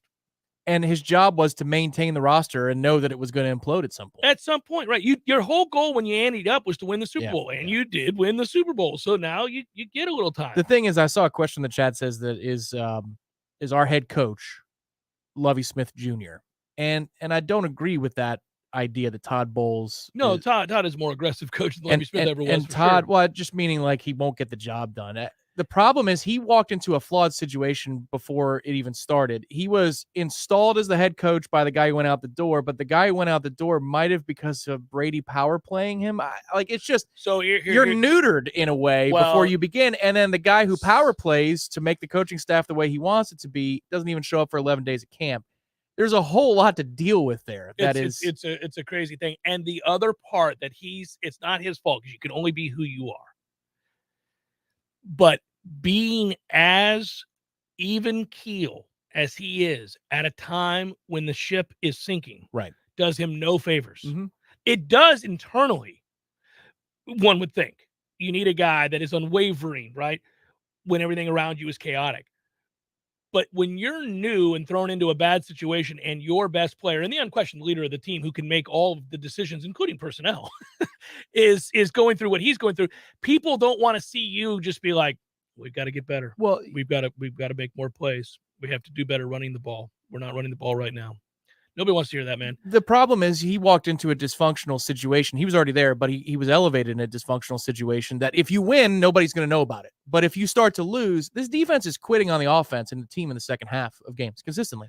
Yeah, you're giving that defense a bigger pass than I am because you just got done documenting a lot of the things that I see all the time, which is guys in the wrong run fits, guys freelancing, guys not where they're supposed to be, giving up huge chunk of They're not great against the run, but they're pretty good against the pass. They're just they're beat up. They're beat to hell. You had to elevate a guy I've never heard of yesterday who actually made a play on fourth down in the end zone. Yeah. Or else this would have been a worse loss. Yeah, yes, when your unquestioned leader at quarterback is not in camp for 11 days. We brought it up at the time. Well, that is not normal. And I get like a lot of former players have come out and said, listen, Brady could miss 2 weeks and he's still going to understand the game plan. He's still going to know what he's looking at defensively. And if you give him time, he's still going to make throws. I agree with that. If the offensive line didn't suck, all that time off wouldn't be as big a deal. But the offensive line does suck. And all that time off becomes a bigger deal because you're having to be that precise because you don't have the same luxury you did before with a good offensive line. Yeah, and the other thing is how many times is he looking at Mike Evans or Scotty Miller or Gage or Perryman or Godwin, and they don't look like they're on the same page. And it's like, man, you guys are just doing this. You're winging it. You're winging it. Well, that's the only way you can explain it because they played together, especially Evans and Godwin and Brady. Done. How is it that they're not on the same page? Well, Godwin's also not even close to what he was. No, you can let him go now. It's unfortunate, man. That was breaks unlucky. My heart, man, because he was such a great player. But man, he is off a cliff. He doesn't look. He's a shell of himself. Football's brutal. Well, I mean, it's just a brutal game. Jeff Cameron Show, 93.3 Real Talk Radio and Warchant TV. Your local news now. The Leon County Sheriff's Office announced Wednesday night that it has person of interest connected to a homicide that occurred Sunday. The victim was a 37-year-old woman from Georgia, and investigators believe the suspect in the incident was known to the victim and the case is an isolated incident. Sunday, just after 7:30 p.m., Leon County deputies responded to the 12,000 block of Wiley Road. When they arrived, they found the body of the deceased woman on the side of the road. A cash reward is available for anyone with information that leads to an arrest. Call Crime Stoppers at 850-574-TIPS. A beloved FAMU tradition is moving. The weekly block party known as Set Friday will find a new home and potentially a new name. All of the set will move from its current location at Martin Luther King Jr. Boulevard in front of the Student Union to Will Packer Amphitheater. The decision was made in order to clear the area that is typically crowded, making it hard for emergency workers to get through if needed. This is Rachel Anay with your Real Talk 93.3 local news update brought to you by Macklemore Systems, Tallahassee's go-to Mac store. Check them out online at MacklemoreSystems.com. This is meteorologist Paul Trombley with your Real Talk 93.3 weather update. A blend of clouds and sun this afternoon with a high of 81. Northeasterly winds 5 to 10 miles per hour. Lows dip down to about 61 tonight. Mainly cloudy skies expected. Tomorrow, high temperatures reach up to 81. Low 80s Sunday with a chance for scattered thunderstorms. Upper 70s, a mix of clouds and sun Monday. This report is brought to you by the Lawn Johns. For all your landscaping and lawn care needs, visit thelawnjohns.com. Right now, 78. Leaky faucet, busted pipes, clogged toilet? M&L Plumbing is here for you. For all commercial, construction, and residential plumbing issues, call M&L Plumbing at 575-9393 or visit online at mnlplumbing.com. Your next chance to win $1,000 is coming up at 3 p.m. Don't miss your chance to shake the 93.3 money tree and see what falls out. Blinded by the law offices of Basic Brooks. Come back stronger with Basic Brooks. Well. Hey, Jeff, look at this place. Yeah. Well, doing well. It's been a while since I've seen you, brother, but, it hasn't been a while since I've been over to Gordo's. I go there on the regular because of you, Eddie. Well, we keep you regular. Well, that's true. But I think of Gordo's as a place to sit down, have a cold beer, talk to your friends, enjoy the sports, eat the delicious food. But I think of you as Uncle Eddie, a man who takes care of his people and takes care of the town. I appreciate that, Jeff. Hey, and we'll keep you regular. Gordo's, bringing the flavor and flair of Cuban food to Tallahassee since 1996. Hey, Matt. Yes, Greg? You know all the different ways that you can listen to Real Talk 93.3? There are several. So we've got realtalk93.com. You can go back and listen to all of our shows in the podcast section. That's right. You can also listen on our app as well. Search Real Talk 93.3 and look for the red microphone and download our app. Never go anywhere without us. And of course, you can always listen right on the radio. Well, they are listening. Are they? If they're hearing this commercial, then they're listening. That's true. I hadn't thought about that. The Greg Tish Show, Monday through Friday, 6 to 9 a.m., only on Real Talk 93.3. Jeff Cameron Show, brought to you by Orange Theory Fitness. 2 Tallahassee locations, Midtown on Thomasville Road and Northside in the Village Common Shopping Center. Online at orangetheoryfitness.com.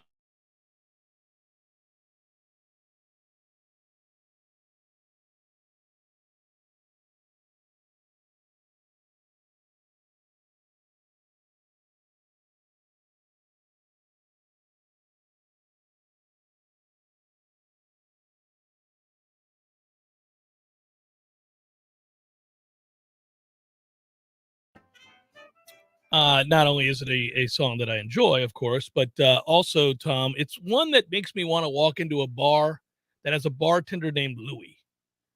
I just want to walk in and be like, hey, Louie.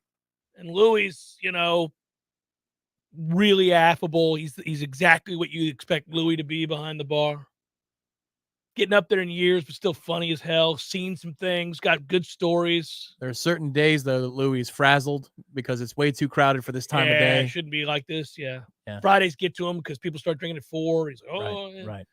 So that's why I don't work the weekends. Yeah, and after all these years, Louis didn't know it was going to get a little dicey on a Friday. Come on, Louis. You busting his ass a little bit, and he laughs. You're right. And he's cleaning the bar. First one's on me. All right. Yeah, that's Louis. Louis good. He's solid. We got the jazz on in the background. We're all in a good mood. You know what, Louis?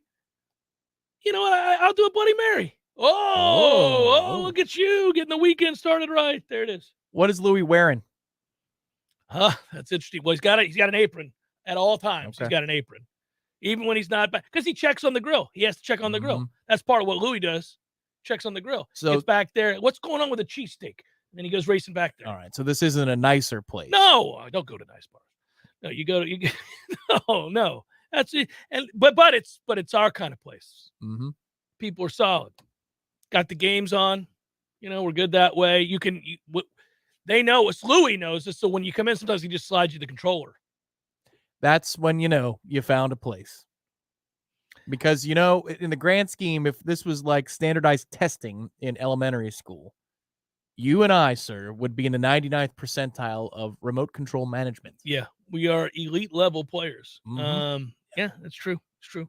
And Louis is a 5-tool SOB, as P. Simpson says. That's correct. He's got it all. Louis can do what you need him to do. He knows all the drinks. He's pretty quick about it. He's got a handle on what's on what TV when you walk in. You don't need to be searching or anything like that. I come in, I say, hey, what time's the baseball game start? Also, this one on basketball, you got that? Cool, yeah. And Louis is not 6'5" or anything like that. No. But he's not somebody you step to either. No. You need to be a little scared of Louis. Yeah. Oh, Louis's been known. He's had to throw some guys out. when Louis gets that look in his eye, that's a problem. But it's also fun for the regulars to say, Oh, look at well, Louis. that's actually, if you know Louis the about to place throw really down. well, is when you lean over, you're like, look, man, Louis just shot you the look. And I got to tell you, Louis is a patient man. So that's on you. Let's get it together. Let's gather ourselves here. There is a guy, I won't say who, at our establishment that we very much frequent. Mhm. And we will be today for the happy hour show, 5:30 p.m. I will Corner be there. Pocket Bar and Grill, who once lifted another man up and removed him from the bar by carrying him like a child out of the side door. Which is awesome. You need that. Saw it with my own eyes. Couldn't believe it. It looked like a bad slapstick bit with, the dummies. They would carry the dummies in the old days in those black and white pictures. Yeah. That's what it looked like. P. Simpson followed it up with a really good one. He doesn't get sketched out when two dudes are betting on coin flips at the bar. That is correct. That shouldn't even make you bat an eyelash. You look over and see me and that guy, coin flipping. You're like, all right, this is a good day. These two guys are betting on a coin flip repeatedly. Fellas, what can I get you? These are my kind of guys. They're going to be all right. Well, to the guy who wins, he says, guess you're buying. Oh, yeah, he has to. Yeah, he has to. Louis twice divorced, but he's still friends with his ex-wives. He doesn't really say anything negative about him. He knows it's on him. But they love him. They're regulars. They come on by. They're regulars. Yeah, they give each other, how you doing, hon? Yeah. They sit together. They're the X Club. And Louis asks about their new husbands, how they're doing. He's a great guy. Yeah, I like that guy. He's a better man than me. Yeah. Jack doing all right? Yeah, good. And then I go, Louis, you think it's all right that you ask about Jack? Oh, no, Jack's solid. He's done right. Right. Yeah. And in the silence, you go, man. Louis got some regrets. Yeah, that's good, right? It's good. So Louis knows he screwed up, but that was many years ago. He's moved on. You don't want to dwell on it. And now he's got Brenda, And she's solid. She puts up with his nonsense. Right, yeah. What are you going to do? But, she's cool with him. And he stays after hours a little bit. Sometimes Louis is ready to go home, but he'll have one with you. He'll sit there and have one with you and then be like, I got to go, guys. Okay, Brenda's going to get pissed. Said I'd be home an hour ago. And you're arguing about the game. Right. And you're arguing. You go, hey, it's all there. Louis, 3 strikes and you're out. So absolutely, you got to go. And no, Dad, you're right. That's because Louis has kids with both.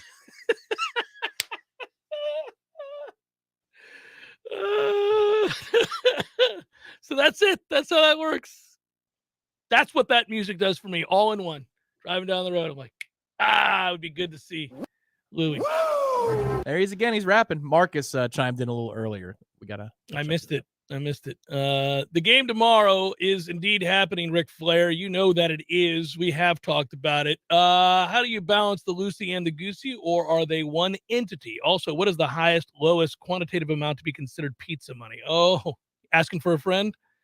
So I would tell you pizza money is somewhere in the neighborhood of $15 to $50.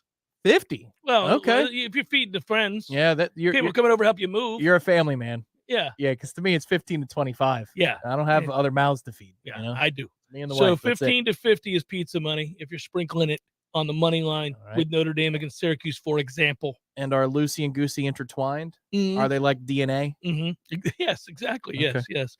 And by the way, Lucy Goosey edition of the show presents itself in segments like this. We're out of the blue randomly. We're talking about a guy named Louis who could represent any number of bartenders across this great country who we've had great conversations with and wished we could see more often. But, alas, duty calls. But when we get to see Louis, we're happy. There he is. Can't wait to see I was Louis. worried about you, Louis. Yeah, that's you and I after a round of golf, right there by the neighborhood. Like you're right there by your house. I'm right there. Let's go in and see Louis real quick and have a quick beer. You want to do that? Yeah. And you're having to be the guy because you are, and you're rightfully going to say, now, Jeff, listen, I'm having one or two. That is it. We're not staying out here all day long. Where's Dad? He went to see Louis. Oh, Jesus. He went to see Louis. What else is new? Dad really likes Louis. He does. Louis is solid. Everybody needs a little, somebody needs Louis in their life. Everybody does. We all got to have a guy we can turn to. I'm very interested in not just the New England Jets game that we talked about, but I'm looking at those money line parlays, Tom, and I've got a circle. I think you have the rarely seen potential. And I know and this is why they give you great odds. These are all plus odds, guys. You got a chance this weekend at a 5-game money line parlay in the NFL. I'm looking at the slate right now. And you would take, in that 5 games, Tom, you'd take Dallas, Minnesota, Philadelphia, Buffalo, and if you already had Baltimore, then you're in good shape. We have a warning on the screen right now.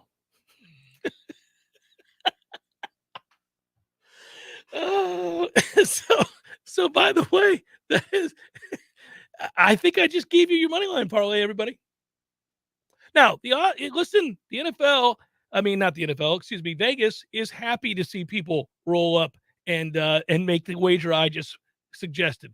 They know the odds are against you. But we get down. We have a little fun on a Sunday. Oh, hey, man. It could be pregame, postgame, no game at all. You could be enjoying some wagers. I love it. Thank you for the not so subtle sense. Did you send over the talking points? They're there. From yesterday? Yes. I might have gotten rid of them. There they are. Pre-game, post-game, no game at all. Anytime is the right time for Zaxby's Platters, just as long as you're hungry. Feed your team with your choice of traditional or buffalo fingers, boneless or traditional wings. If you're having trouble deciding, get the best of both worlds with a sampler platter, and don't forget that world-famous sauce. It's delicious. Satisfy your chicken craving with Zaxby's Platters. Order online or in the app. Your Tallahassee Zaxby's, a proud Golden Chief booster for 17 years. Go Noles. Tomorrow, Hotel Indigo. Today, happy hour. Happy hour beginning at 5:30. Myself and Corey. Appalachian Parkway, Corner Pocket Bar and Grill. I hope to see you there. Be good, brother. Good job. Good job, Director Matthew. Go Noles. God bless. Have a great weekend.